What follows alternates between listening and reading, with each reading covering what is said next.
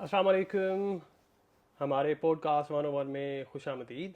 मेरे साथ बैठे हैं सलमान खान अब्बासी, जिनका ताल्लुक भावलपुर से है और यहाँ पे बीजिंग में पीएचडी स्कॉलर हैं कंप्यूटर साइंस में। और इन्होंने माशाल्लाह से एक मास्टर भी किया हुआ है पॉलिटिकल साइंस में, तो इनकी हालात हाजरा के ऊपर और हिस्ट्री के ऊपर अच्छी खासी समझबूझ है। मेरी अपनी बात की जाए तो मैं एक साइनोलॉजिस्ट हूँ। मेरी चाइना स्टडीज़ में कुछ मालूमात हैं मुझे। मैं भी पीएचडी स्कॉलर हूँ जर्नलिज़म में। तो सबसे पहले सलमान भाई, आपका बहुत शुक्रिया कि आपने मुझे ज्वाइन किया। बहुत शुक्रिया उज़ैर भाई, आपने टाइम निकाला, आपने टाइम दिया। तो कुछ सवालात थे।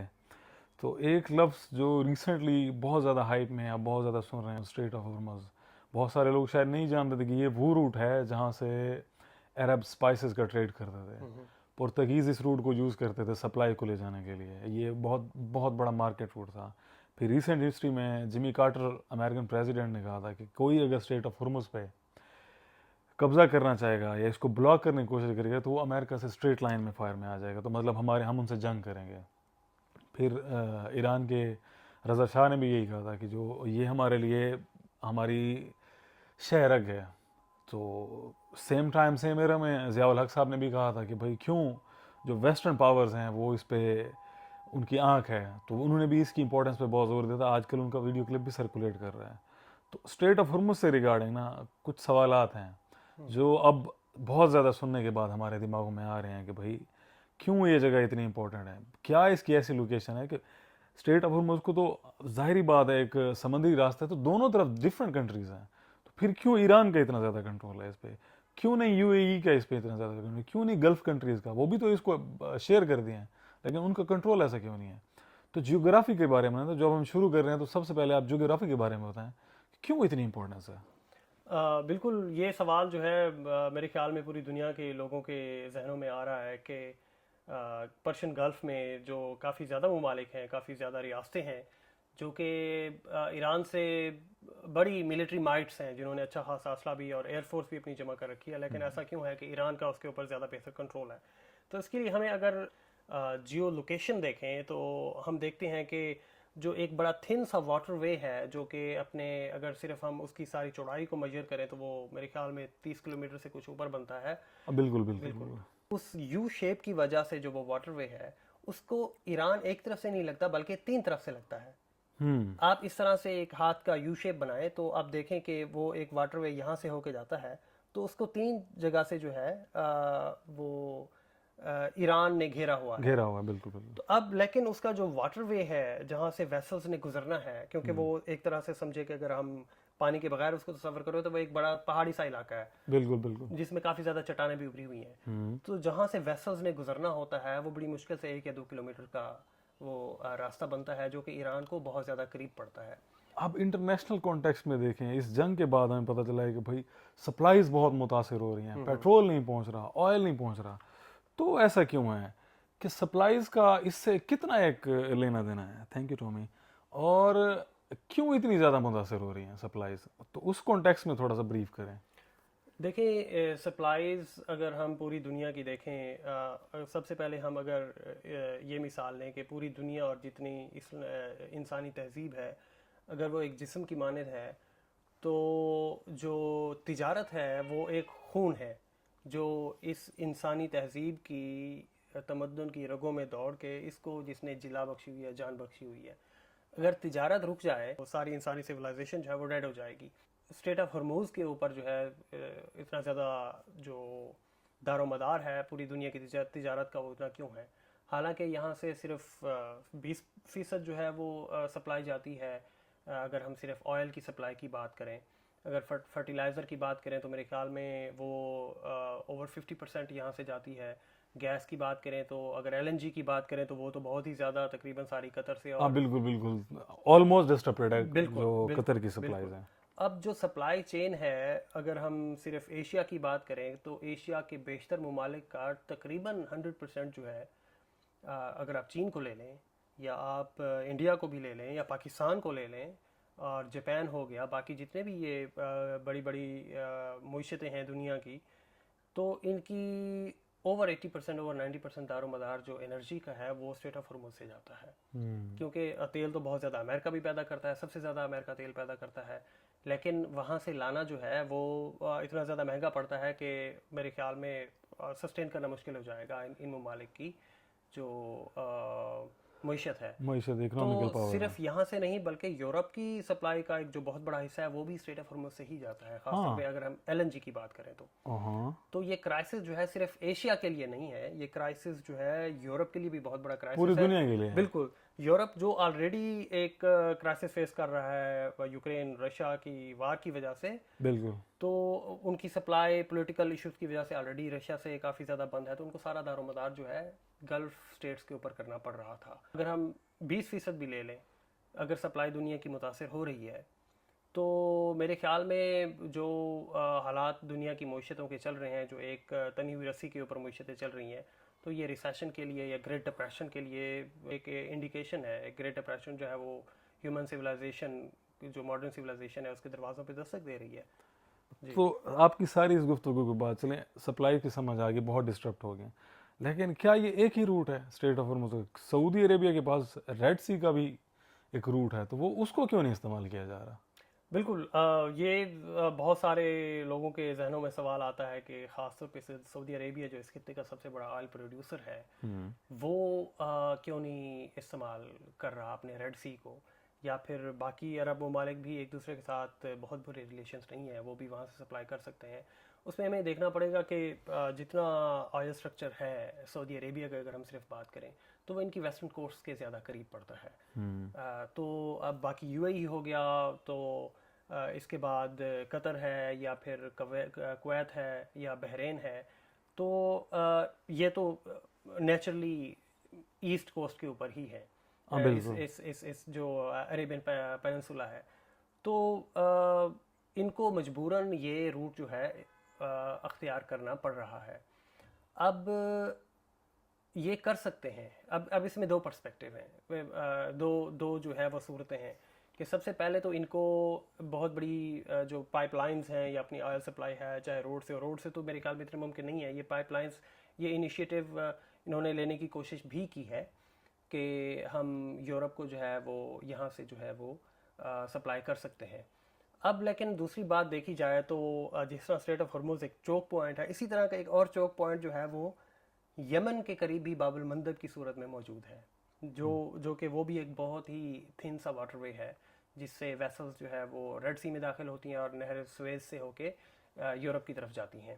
اگر یہ لوگ یہاں سے سپلائی کرنا چاہیں پائپ لائنز بنا کے، تو حوثی جو ہے وہ باب المندب بند کر دیں گے، تو صرف یہ انرجی جو سپلائی ہے یہ بند نہیں ہوگی. اب دیکھیں گے چائنا جو ہے دنیا کا سب سے بڑا ایک طرح سے وہ پروڈکٹ بناتا ہے، اور ساری پروڈکٹ یورپ کو بھی جاتی ہیں، امریکہ کی طرف تو ان کا اور روٹ بہت بڑا پروڈکشن ہب ہے. بالکل، نو ڈاؤٹ. یورپ کے لیے ان کا جتنا بھی سارا یہاں سے مال جاتا ہے ایشیا کا، وہ سارا باب المندب سے ہو کے نہر سویز سے ہو کے آگے جاتا ہے. تو یہ صرف انرجی کا چلیں اسٹریٹ آف ہارموز بند ہونے سے تو انرجی بند ہو گئی، باب المندب بند ہونے سے نہ صرف انرجی بند ہوتی ہے یورپ کے لیے، بلکہ یورپ کے لیے ساری تجارت ایشیا سے بند ہوتی ہے.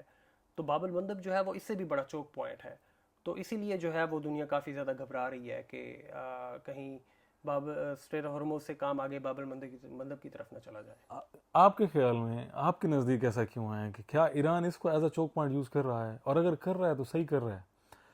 کیونکہ جو سچویشن چل رہی ہے تو صرف اب یہ وارز ڈائریکٹلی دو کنٹریز لڑ رہی ہیں، لیکن امپیکٹ اس کا پوری دنیا پہ ہو رہا ہے. آپ کے جو خیالات ہیں ان سے تو یہی لگ رہا ہے کہ ایران نے اس کو چوک پوائنٹ بنایا ہے، تو وہ آپ اس کو جسٹیفائی کیسے کریں گے؟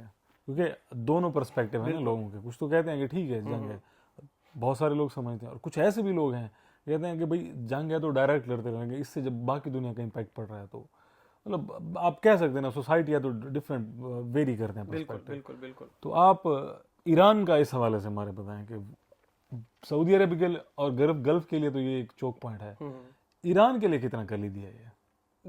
مختلف لوگ جو ہے وہ جیسے سوسائٹی ہوتی ہے، ہیومن سوسائٹی ہے، ان میں نیریٹو جو ہے لوگوں کی ذہنی استعداد کے مطابق جو ہے وہ بنتا ہے.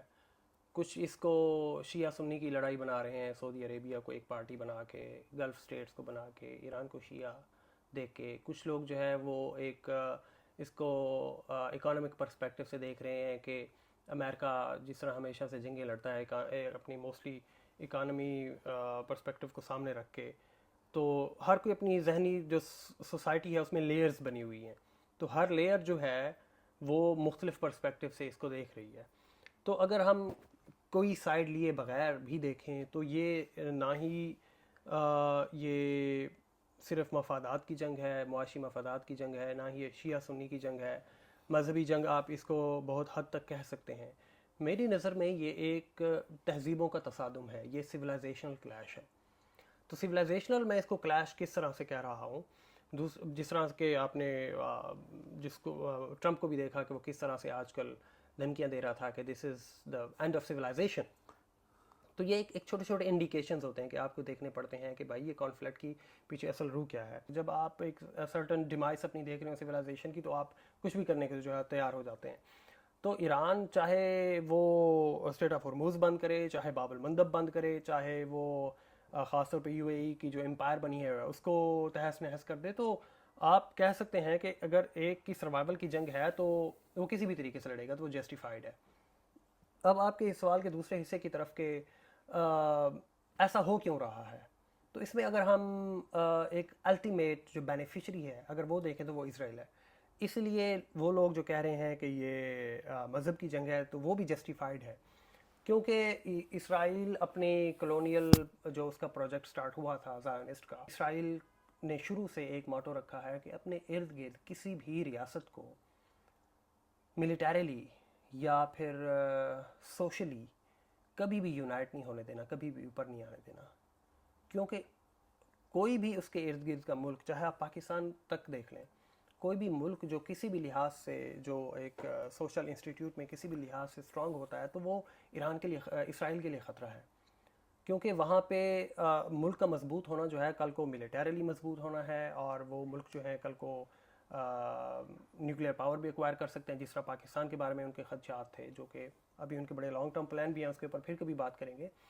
تو یہی وجہ ہے کہ نہ انہوں نے کبھی لیبنان کو مضبوط ہونے دیا. اردن تو آلریڈی ان کی ایک کالونی بن کے رہ چکا ہے، اسی لیے وہ ہمیشہ ٹانگ اڑاتے رہتے ہیں سعودی عربیہ کے بارے میں، ان کو اسلحہ زیادہ امریکہ کی طرف سے نہ ملے. تو ایک یہ سب سے بڑا تھا کیونکہ ایران آلریڈی ایک مائٹ بن چکا تھا. تو بات صرف یہاں سے شروع ہوئی کہ ایران نیوکلیر پاور کبھی نہیں بننا چاہیے، انریچڈ یورینیم ان کے پاس تھی. تو اس ساری جنگ میں اگر کسی کا لیسٹ نقصان ہوا ہے تو وہ اسرائیل کا ہوا ہے، کیونکہ اس کی جنگ جو ہے کوئی اور لوگ لڑ رہے ہیں. اس کی جنگ امریکہ لڑ رہا ہے، اور اس نے بڑی کوشش کی گھسیٹنے کی سعودی عربیہ کو. یو اے ای تو آلریڈی ان کی جنگ لڑ بھی رہا ہے. تو اس کا بینیفیشری جو ہے وہ اسرائیل ہی ہے. اب اسٹریٹ آف ہرمز بند ہو، دنیا کی معیشت چوک کر جائے، کچھ ہو جائے، اسرائیل کو اس سے کوئی فرق نہیں پڑتا. ان کا ایک الٹیمیٹ گول ہے کہ ایران کو فال ہونا چاہیے، صرف رجیم کا فال ہونا نہیں، ایران کی پوری سویلائزیشنل کو فال ہونا ہے. کیونکہ اب ایک آلریڈی جنگ لگ چکی ہے. اب ایرانین لوگوں کے جو دلوں میں ہے وہ ایک نفرت اسرائیل کے خلاف آ چکی ہے. اب صرف رجیم کا گرنا جو ہے کل کو کسی اور رجیم کی صورت میں، کسی اور صورت میں جو ایرانین پھر متحد ہو سکتے ہیں. تو الٹیمیٹ ان کا گول بالکنائزیشن تھا جو فیل ہو چکا ہے. اور اس کے علاوہ ان کی سب سے زیادہ کوشش تھی، جو جب انہوں نے دیکھا کہ رجیم فعال نہیں کر رہا تو ان کی کوشش تھی کہ عرب ممالک اور ان کو سب کو آپس میں لڑا دیا جائے. اس میں آئی ریئلی اپریشیٹ پاکستانی جو بھی ہمارے حکومتی نمائندگان تھے، چاہے آرمی کے تھے، اور سب سے زیادہ اس میں اپریشیٹ کرنا پڑے گا جو وکٹم تھا اس ساری کمپین کا اسرائیل کی، محمد بن سلمان، کہ اس نے بہت ہی زیادہ ایک میچورٹی کا مظاہرہ کیا کہ اس کو اس جنگ میں بالکل نہیں کودنا. اگر وہ کود جاتے تو اسرائیل پاپ کارن لے کے ایک سائڈ پہ بیٹھا رہتا اور یہ آپس میں لڑ کے ختم ہو جاتے. کیونکہ ان کا مقصد ہی یہی ہے کہ اس پورے خطے میں اتنی آگ لگا دی جائے کہ ان کی پوری جو ہیومن سوسائٹی ہے، جو تہذیب ہے، تمدن ہے، ہر حد تک اس کو بالکل ختم کر دیا جائے. تو ایک حد تک تو وہ کافی کامیاب ہوتے نظر آ رہے ہیں کہ معیشت ایران کی، اب دیکھیں کہ آج کی رپورٹ تھی کہ ایران کا 270 بلین $270 ارب کا نقصان ہو چکا ہے. لیکن میرے خیال میں وہ اس چیز کو نہیں دیکھیں گے، کیونکہ اب ان کا سروائیول کا جو یہ آپ کا ہی مجھے یاد ہے کہ 7 سال پہلے آپ نے مجھے ایک چیز کہی تھی، میں کافی زیادہ پریشان تھا کسی معاملے میں. آپ نے کہا تھا کہ in the time of certain death survival is victory. آپ کی اس گفتگو سے نا تو ایک بات تو مجھے یہ یاد ہے کہ ایک امریکن جرنلسٹ ہیں کارل ٹکلسن، بالکل اس طرح کا نام ہے. تو وہ یہ کہتے ہیں کہ اس وقت جو امریکہ ہے نا وہ سوورن اسٹیٹ نہیں رہا, اور ایگزیکٹلی سیم خیالات کا اظہار انہوں نے ایک بی بی سی کے انٹرویو میں بھی دیا ہے کہ بھائی جو کیئر سٹارمر ہے یو کے پریزیڈنٹ جو ہے نا وہ بھی اب سوورن نہیں ہے. وہ پھر انہوں نے دلیل بھی دیا ہے کہ بھائی ان کے جو بھی فیصلے ہیں نا وہ اب یہ اپنی مائٹ سے نہیں کر رہے, یہ ان کو پریشر دیا جاتا ہے جب اے پیک کی طرف سے یا اسرائیل کی طرف سے, تو وہ اس پہ عمل کرتے ہی کرتے ہیں. اور یہ جنگ بھی اسی وجہ سے ہوئی ہے. اور آپ نے پہلے اس میں یہ کہا ہے کہ اسرائیل جو ہے نا اپنے قریب کسی بھی اسٹیٹ کو نا, گریٹر اسرائیل کا جو آئیڈیا ہے نا وہ ایکسپینشن کے لیے تو وہ کچھ بھی کریں گے. تو اس ایکسپینشن میں الحمدللہ پاکستان کے پاس ایٹمی پاور ہے جو ہمیں لگتا ہے اس وجہ سے ابھی تک بچا ہوا ہے. That's the only way you survived. So recently the echoes in the higher chambers, تو کہ ایک آواز یہ بھی گونج رہی ہے کہ اب ایران جیسے ڈونلڈ ٹرمپ نے بھی کہا ہے کہ بھائی میں جو سویلائزیشن ہی ختم کروں گا, تو اس کے بعد ابھی انہوں نے ترکی کی طرف بیانات بازی اور دیکھنا بھی شروع کر دیا, جو ایک ریسنٹ ڈیولپمنٹ بھی ہے.